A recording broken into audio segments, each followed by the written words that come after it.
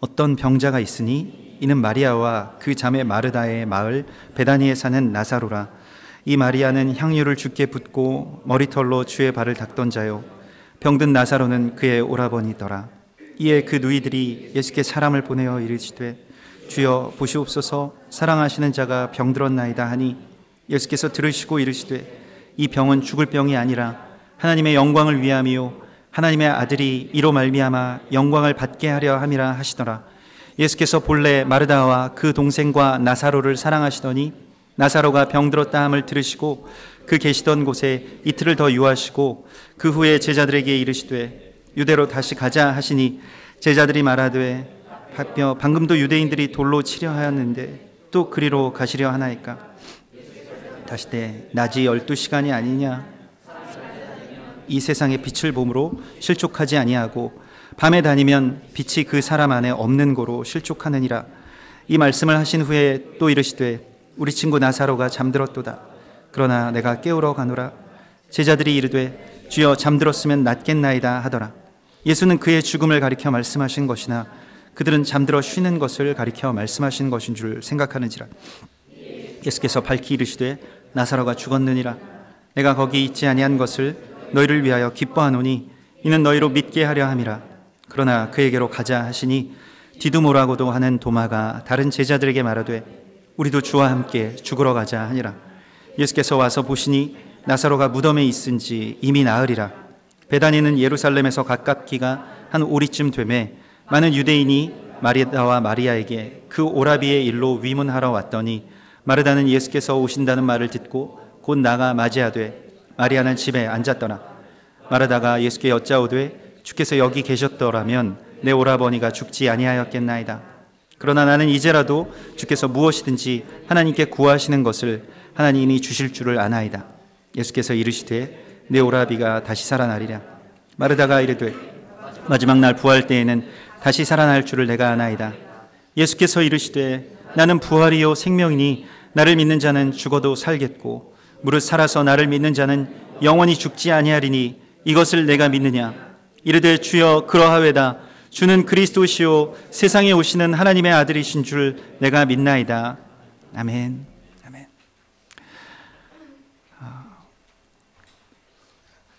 어떤 위로도 위로가 되지 않는 그러한 날이 계속 되고 있습니다. 우리 모두가 다 그 침몰해 가는 배를 보면서 또한 그곳에 갇혀 있는 우리 아이들을 꺼내줄 수 없는 그 참담한 그 심정으로 지난 5일을 그렇게 지냈습니다. 예레미야 31장 15절에 라마에서 슬퍼하며 통곡하는 소리가 들리니 라헬이 그 자식 때문에 애곡하는 것이라. 그가 자식이 없어져서 위로받기를 거절하는도다 라고 말씀하고 있는 것을 봅니다. 자식이 없어진, 또 자식이 죽어가는 것을 보는 그 부모는 그 어떤 것도 위로를 받을 수 없다라고 하나님께서 말씀하시죠. 또한 그것이 지금 진도에서 빠져가고 있는 그 배에 탄 아이들의 부모의 심정이고 또한 우리들의 심정일 것입니다. 오늘 성경의 말씀도 한 젊은 청년의 죽음의 이야기로 시작하고 있습니다. 그것은 바로 나사로라고 하는 한 젊은 청년이었는데요. 그 청년의 누이들은 바로 마르다와 마리아였습니다. 전해지는 이야기와 또 정황들을 보면 나사로는 그 슬퍼해 줄 부모도 없는 그러한 그 고아였습니다. 그리고 두 누나들의 손에 키워진 아이, 어려서부터 어렵게 태어나고 어렵게 자라서 이제 청년이 된 나사로가 죽습니다. 온갖 일을 다 하고 또 뭐 전승에 의하면 굉장히 험한 일들까지 마르다와 마리아가 해서 살려놓은 그 아이, 그 동생인 나사로가 죽는 이야기로 오늘 이야기가 시작이 됩니다. 그 위로받을 수 없는, 또 어떤 위로도 위로가 될 수 없는 자리에 예수님께서 가십니다. 그리고 바로 우리들의 심령 위에도 예수님께서 오십니다. 어떤 위로도 위로가 되지 않는 이 땅과 또 지금 이 시간 가운데 주님께서 오십니다. 우리가 이런 사건과 사고들이 있을 때마다 항상 우리 안에 드는 어떤 한 의문들이 있습니다. 질문들이 있습니다. 왜 하나님이 이런 일들을 하셨을까? 왜 하나님이 그 아이들을 건져주시지 않을까? 왜 이런 일들이, 하나님이 살아계시다면 이런 일들이 있을까 하는 그러한 당연한 의문들이 우리 가운데 있죠. 그러나 하나님께서 그 자녀인 피조물들을 죽이시는 것이 아닙니다. 피조물들이 죽는 것은 하나님의 뜻이 아닙니다.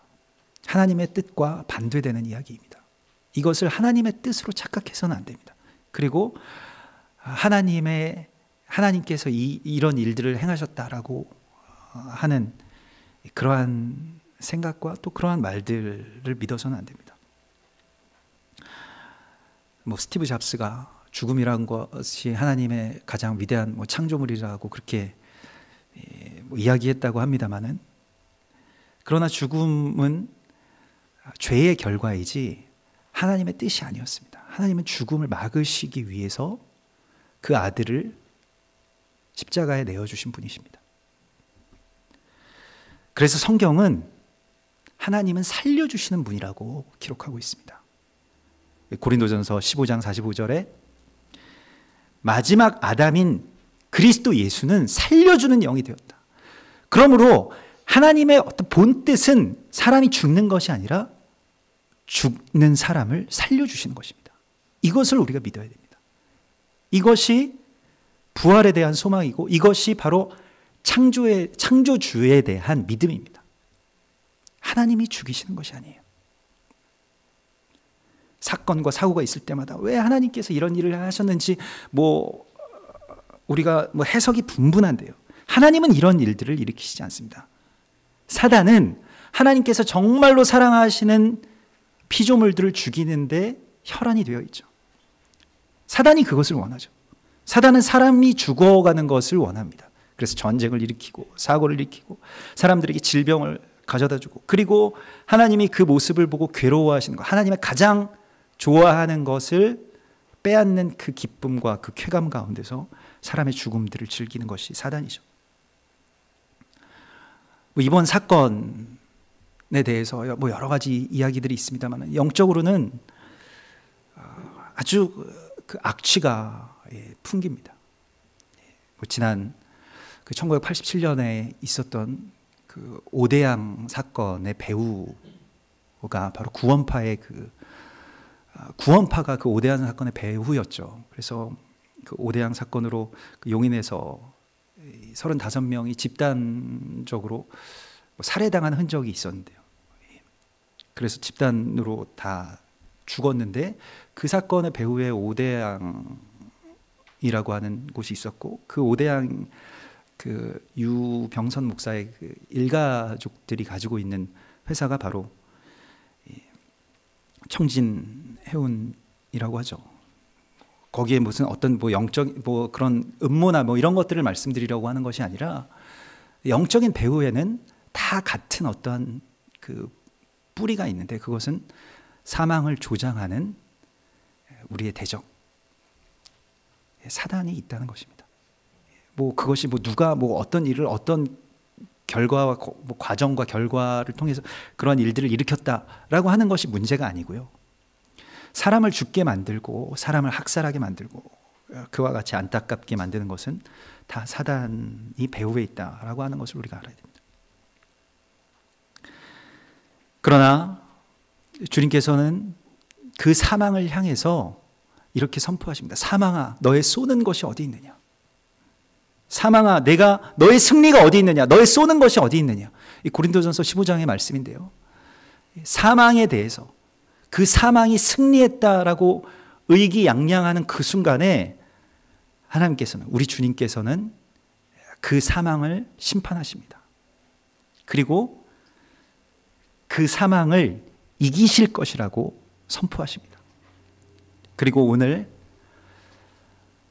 우리가 부활의 날을 교회가 기억하고 기념하는 이 부활 주일에 우리에게 다시 선포하라고 말씀하십니다. 사망아, 너의 쏘는 것이 어디 있느냐? 죽음아, 너의 승리가 어디 있느냐? 이 썩을 것이 썩지 아니함을 입고 이 죽을 것이 죽지 아니함을 입을 때에는 사망을 삼키고 이기리라, 이렇게 말씀하시죠. 주님께서 사망을 삼키셨습니다. 사망을 삼키신 사건이 부활입니다. 부활은 이 참혹한 죽음을 삼키신 예수 그리스도를 믿는 것에서부터 시작됩니다. 그러나 우리의 믿음은 거기까지 닿지 못하고 있죠. 그것이 우리들의 모습입니다. 오늘 이 본문에 나오는 이 슬픔에 빠진, 이 비탄에 빠진 두 누이가 그렇습니다. 주님이 여기 계셨으면 이런 일들이 없었을 것입니다 라고 이렇게 고백하죠. 그것이 우리들의 심정일 것입니다. 주님이 이것을 막아주셨습니다. 주님이 이 일이 일어나지 않도록 도와주실 수 있었습니다 라고 하는 아쉬움들이 우리 가운데 짙게 배어있죠. 다시 마땅한 우리들의 또한 탄식이고 고백일 것입니다. 그러나 오늘 이 마르다는, 예수님께 나온 마르다는 포기하지 않고 예수님께 이렇게 기도합니다. 그러나 오늘 22절에 보면 이제라도 주님께서는 우리가 구하는 것을 들어주실 수 있습니다. 나는 그것을 믿는다라고 고백하고 있습니다. 우리가 지금 교회에 있습니다. 오늘 이 이야기는 이 죽음의 자리와 예수 그리스도의 중간에 일어났던 일입니다. 그러니까 이 이야기, 요한복음 11장의 이야기는 부활에 대한 아주 정확한 모형과도 같습니다. 마치 부활이라고 하는 것이 어떻게 일어날 것인가에 대해서 우리 가운데 상징적으로, 예언적으로 예표하고 있는 그러한 사건이라는 것입니다. 그런데 예수님께서 그 죽음의 자리, 그러니까 그 장례식과 무덤 가운데 직접 가시지 않고 마을 어귀에서 지금 불러내십니다. 그리고 마르다가 거기에 나온 거예요. 그래서 마르다가 거기에 나와서 예수 그리스도를 뵙고 예수 그리스도께 지금 기도하고 있는 장면입니다. 이것은 교회에 대한 예표이고요. 우리가 지금 이 세상과 또 죽음과 부활이신 예수 그리스도 사이에 있습니다. 그리고 이곳에서 예수님께 무엇을 구하여야 한다면 바로 마르다와 같은 고백으로 주님께 나아가야 할 것입니다. 주님이 이제라도 주님께서는 우리가 구하는 것을 이루어 주실 수 있습니다. 우리에게 위로를 주실 수 있고 우리에게 생명을 주실 수 있습니다 라고 우리가 구해야 할 것입니다. 모든 사람들이 다 포기하고 이제 장례식을 준비했죠. 이 땅도 또 가족들도 다 모든 것들을 포기하고 이제는 그냥 죽음을 아쉬워하는 장례식을 치를 수밖에 없겠다라고 하는 상황 가운데서 일어났던 일들입니다. 우리가 이 고백을 해야 될 줄로 믿습니다. 그러나 이제라도 주님께서는 이 일을 행하실 수 있습니다 라고 고백해야 할 줄로 믿습니다. 정말로 굳게 닫혀있는 무덤 문과 같이 사람이 열 수 없는 막 많은 사람들이 달라붙어야 겨우겨우 열리는 그러한 무덤 문처럼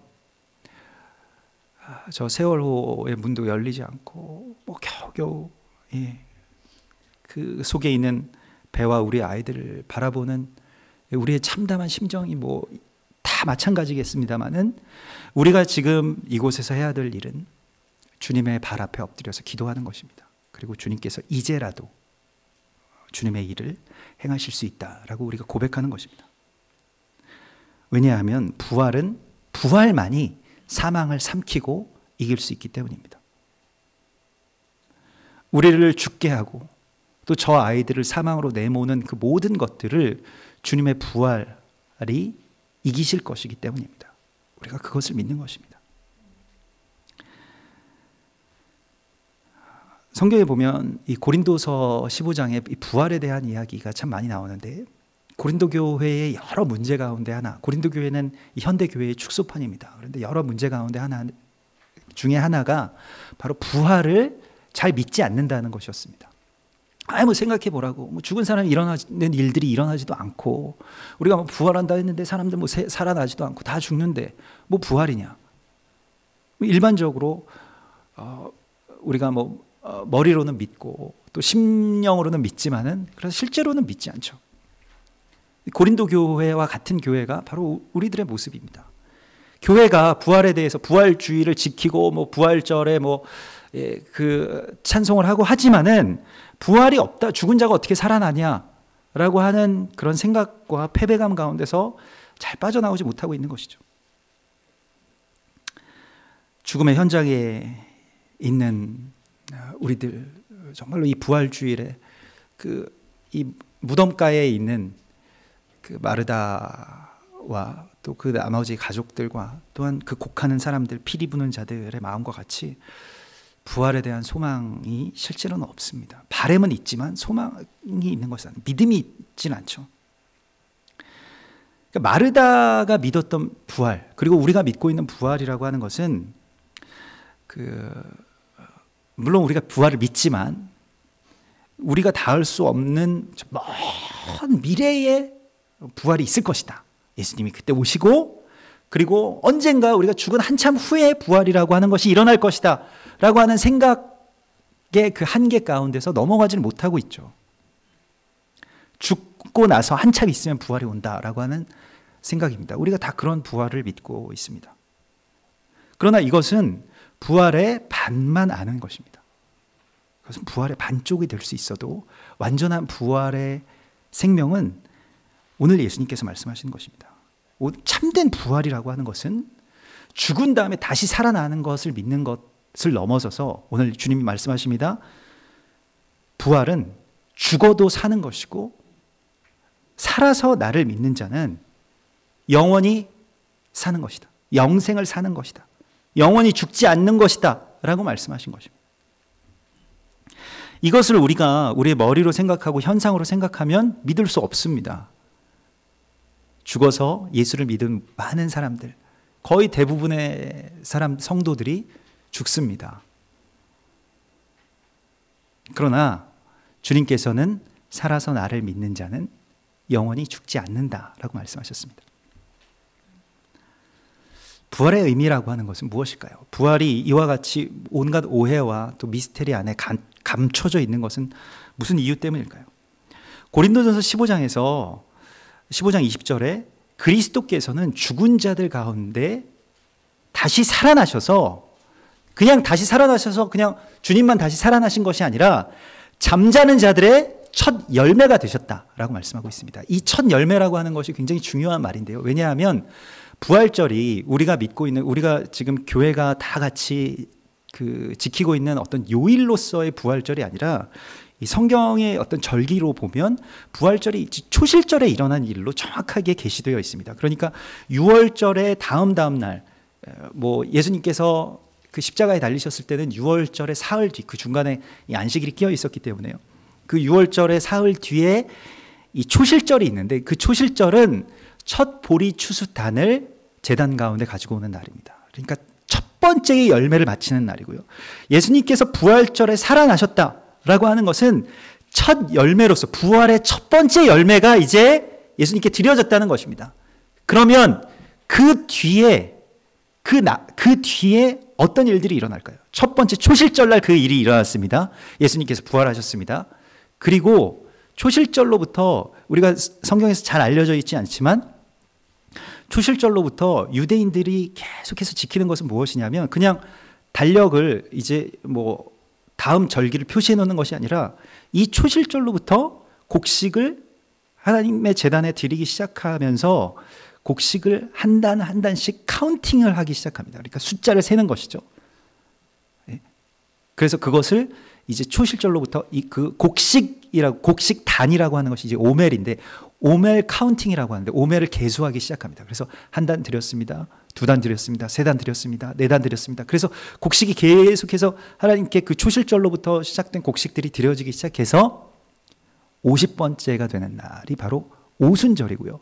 그 오순절에 성령께서 이 땅 가운데 임하신 것을 우리가 다 알고 있습니다. 그것은 신약의 사건인데 성령이 강림하시고 오순절의 다른 이름이 무엇이냐? 제2 초실절입니다.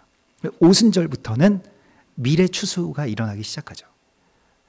그러니까 예수님께서 부활의 첫 열매가 되셨다라고 하는 것이 나중에 먼 미래에 죽은 자들이 살아나는 것만을 의미하는 것은 아닙니다. 예수님께서 부활의 첫 열매가 되셔서 우리 가운데 주신 것은 무엇이냐면 예수님의 생명을 우리 가운데 주신 것입니다. 그래서 성령이 우리 가운데 임하신다라고 하는 것은 어차피 우리가 죽어가는 우리가 살아계신 예수 그리스도의 생명으로 말미암아 부활의 예수 그리스도의 몸으로 이 땅 가운데 드러나게 됐다라고 하는 것을 의미하는 것입니다. 이것을 믿으라고 주님께서 말씀하십니다. 그러니까 우리가 생명이라고 하는 것에 대해서 여러분 생명이 그냥 내 거고 내 아이들 거고 그래서 이 생명이 없어지면 그냥 끝나는 거다라고 생각하는 것은 아주 지극히 인본주의적인 생각이죠. 그러나 생명은 사실은 하나님의 생명을 이 돌덩어리 같은 그 진흙덩어리 같은 우리가 받았기 때문에 그 생기 그 성령을 우리가 루아흐를 받았기 때문에 우리가 지금 살아있는 것입니다. 그러므로 부활이라고 하는 것이 무엇이냐? 그 생명이신 살려주는 영이 되신 그리스도 예수께서 이제 우리의 몸으로 지금 나의 모습으로 이 땅 가운데 다시 드러나시는 것입니다. 계시되시는 것입니다. 이것이 부활의 온전한 모습입니다. 그래서 부활이라고 하는 것을 어떤 미래에 지연된 어떤 영적인 이벤트로 생각해서는 안 됩니다. 부활이라고 하는 것은 지금 그리스도 예수의 생명이 나를 통해서 드러나는 것입니다. 그러므로 부활하신 예수님께서 제자들에게 나타나셔서 행하신 일은 바로 이러한 작업들을 하신 것입니다. 손을 벌리시며 두 팔을 벌리시고 제자들에게 숨을 내쉬며 말씀하십니다. 성령을 받으라. 이 숨이라고 하는 것이 바로 루아흐, 그 성령이고요. 바람이고 생기이죠. 이것을 죽어가는 자들에게 불어넣으시는 것이 바로 부활의 예수 그리스도께서 행하시는 일입니다. 이 숨을 우리가 받는 것입니다. 그러면 어떻게 되냐면 죽음이라고 하는 것이 없어지게 된다라고 말씀하십니다. 우리는 죽음에 대해서 굉장히 슬퍼하지만 예수님께서는 그것은 그냥 자는 것이라고 말씀하시죠. 나사로가 죽지 않았을까요? 죽었습니다. 그런데 예수님께서 깨우시죠. 이제 일어나라. 그러면 일어나는 거예요. 그게 부활입니다. 우리가 부활을 믿는 순간부터 세월 후에 그 아이들이 죽은 것일까요? 세상의 관점으로는 죽은 것이겠습니다만 그러나 그 아이들은 자는 것입니다. 이것이 부활입니다. 그리고 정말로 잠에서 깨어난 아이의 모습처럼 부활의 시간과 또 부활의 때에 그 아이들이 일어날 것입니다. 우리가 그것을 믿는 것이죠. 예수님께서 말씀하시죠. 이것을 네가 믿느냐.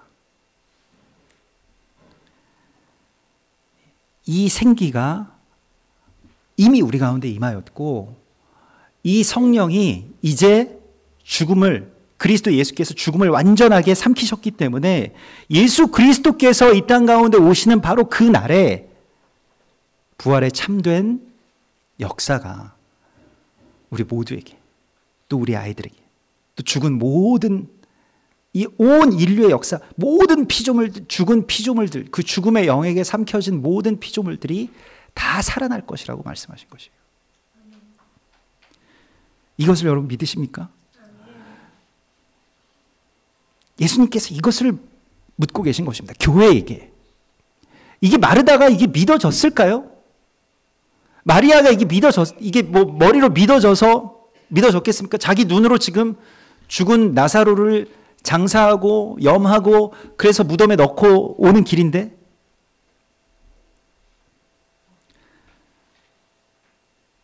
정말로 그 침몰하는 뱃속에서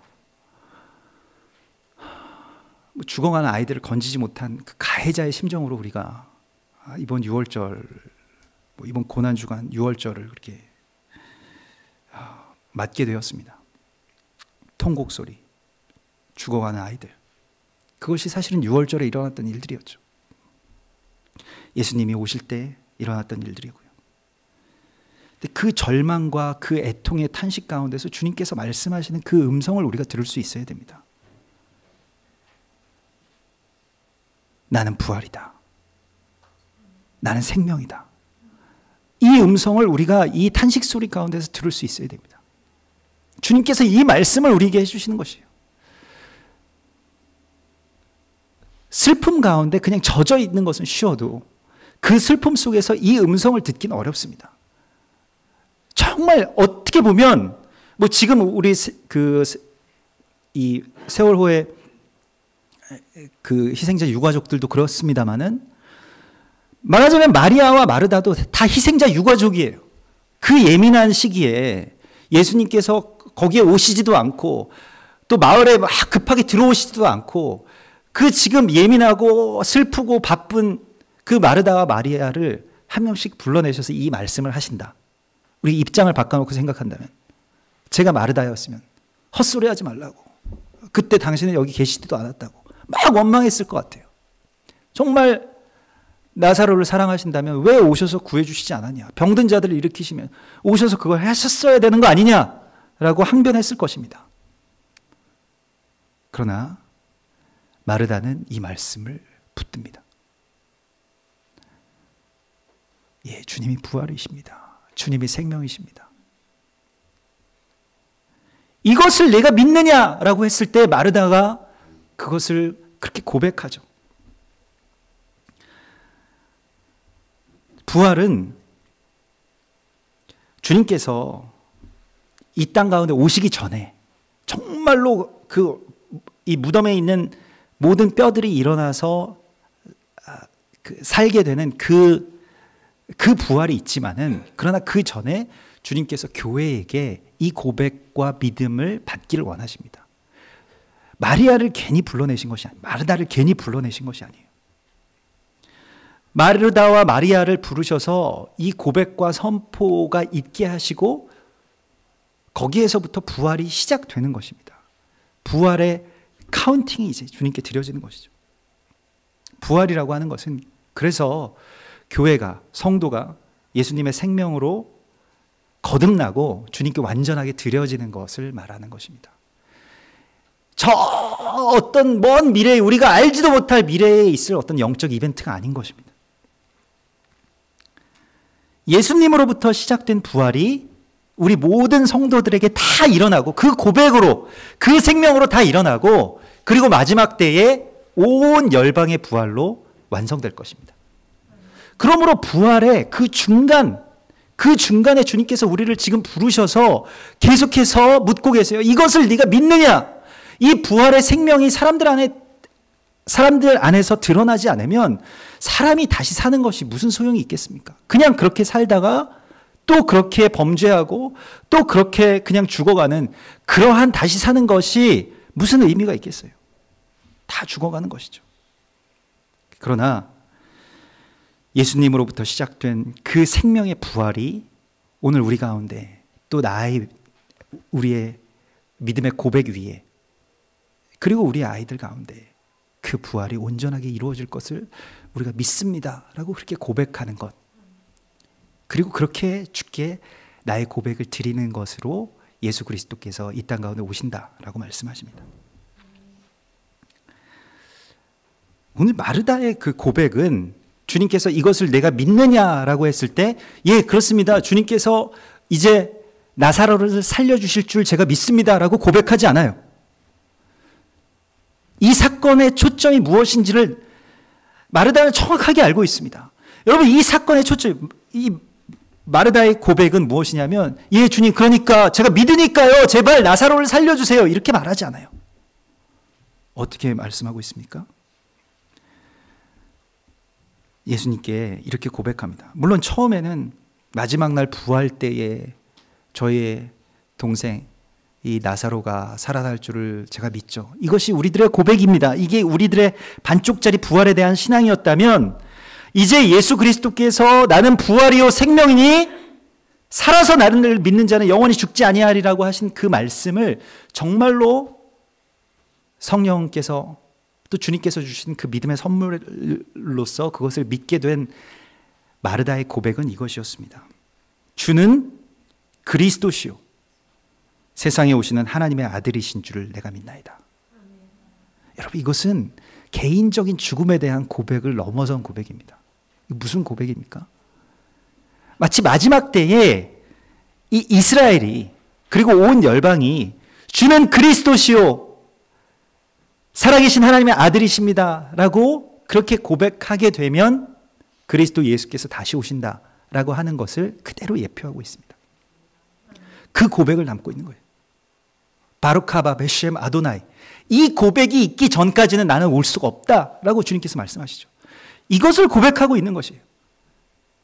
유대인들이 이것을 고백하기 전까지, 교회가 이것을 다 고백하기 전까지, 온 열방이 예수께서 부활의 주인이시고 예수께서 이 땅 가운데 오실 때에만 그 모든 죽어가는 사람들, 죽은 아이들이 다시 살아서 우리 가운데 돌아올 것이라고 하는 그 고백을 드려야만 그리스도의 부활이 완성된다 라고 하는 말씀을 우리 가운데 주시는 것입니다.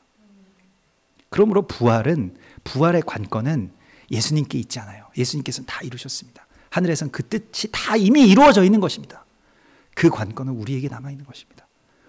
또 열방 가운데 남아있고요, 저 이스라엘에 남아있는 것입니다. 그렇기 때문에 지금 뭐 아이들이 죽어가는데 우리가 뭘 해야 되냐, 뭐 어떻게 해야 되냐. 주는 그리스도시요 살아계신 하나님의 아들이십니다 라고 고백해야 된다는 것입니다. 이 고백으로 온 열방과 이스라엘이 나아갈 때 참된 부활의 문, 저 무덤의 문이 열리게 될 것이라고 말씀하십니다. 우리가 이 고백을 하는 것이에요. 주여 그렇습니다. 주는 그리스도시요 살아계신 또 이 세상에 다시 오실 하나님의 아들이십니다 라고 우리는 고백할 것입니다.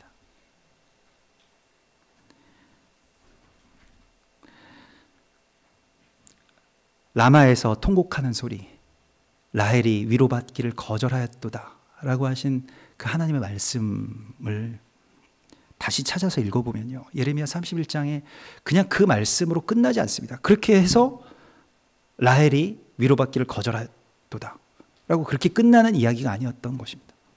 그 이후에 하나님께서는 계속해서 말씀하십니다. 예레미야 31장 16절과 17절의 말씀인데요, 여호와께서 이와 같이 말씀하시니라. 내 울음소리와 내 눈물을 멈추어라.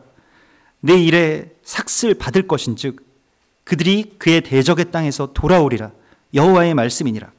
너의 장래에 소망이 있을 것이라. 너희 자녀가 자기들의 지경으로 돌아오리라. 여호와의 말씀이니라. 하나님께서 약속하셨습니다. 너희 아이들이, 그 아이들이 다시 돌아올 것이다 라고 약속하셨습니다. 지금 다른 위로는 위로가 될 수 없지만 아이들이 다시 돌아오는 것만이 위로가 될 수 있습니다. 그것을 약속하신 것입니다. 그것을 성취하신 것이 부활입니다. 그것이 이루어진 것이 부활의 승리입니다. 우리는 그러므로 지금 우리가 슬픔과 절망과 탄식과 비방 가운데 매몰되어서 거기서 빠져서 같이 빠져가서는 안 됩니다. 이것을 이기신 그리스도 예수를 바라보는 것입니다. 그리고 예수 앞에 우리가 마르다와 마리아처럼, 그 마르다와 마리아가 꼭 같이 그 약속이 난 듯이 그의 발 앞에 엎드렸더라고 말씀하고 있습니다. 우리가 주의 발 앞에 엎드릴 때, 우리가 주의 발 앞에 엎드려서 주님만이 이 아이들 살려주실 수 있다고, 주님만이 이 아이들 건져주실 수 있다고, 주님만이 이 죽음에 대한 온전한 위로고 소망이라고 고백할 때 주님께서 이 일들을 이루어 주실 것입니다. 여러분, 마르다와 마리아처럼 주님 발 앞에 엎드리십시다. 애통한 마음으로. 우리가 뭐 TV를 보고 아파할 수 있겠습니다만은 그것을 넘어선 부활의 참된 소망으로 나가야 할 것입니다. 그래서 온 땅이, 그리고 저 이스라엘이 예수께서 메시아이심을 고백하는 그날, 바로 이 슬픔의 눈물들이 기쁨의 춤으로 변화될 것이라고 주님께서 약속하십니다. 우리 마지막 이 마르다의 고백으로 하나님께 고백하고 말씀 마치겠습니다. 같이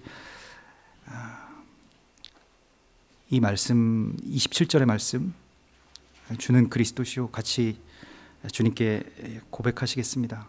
주는 그리스도시요, 세상에 오시는 하나님의 아들이신 줄 내가 믿나이다. 아멘. 기도하시겠습니다. 주님, 이 땅 가운데 너무나도 큰 슬픔과 죽음의 절망이 우리를 쏘고 또 우리 위에 승리자의 모습으로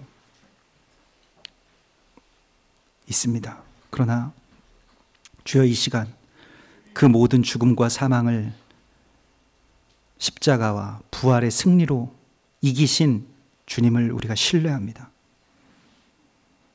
주님 또한 교회가 그 부활의 소망으로서 주님 다시 오시는 날까지 주의 제단 가운데 드려지는 나머지의 곡식단이 되게 하여 주시옵소서. 주여, 우리가 참으로 남은 자들의 소망으로 주님을 바라게 하시고 주의 날을 기다리게 하시고 참으로 부활의 그 때를 우리가 담대하게 선포하고 기다리며 주님 발 앞에 엎드려 기도하는 부활의 동역자들 되게 하여 주시옵소서. 우리를 마르다와 마리아처럼 부르셨사오니 우리가 이 슬픔에서 빠져나오게 하시고 이 절망에서 일어서게 하시고 주님의 나라에 대한 소망과 열정으로 이 고통과 슬픔을 변화시키는 그러한 승리자들 되게 하여 주시옵소서. 주님께서도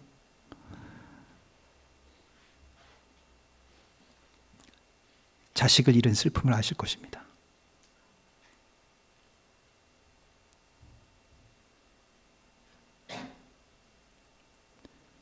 주님만이 위로를 주실 수 있음을 믿습니다. 이 고통의 끝에 그 모든 부모들의 눈물의 끝에 주님의 부활의 참된 소식을 가지고 만날 그날을 어서 속히 허락하여 주시옵소서. 거룩하신 예수 그리스도 이름으로 기도드립니다. 아멘.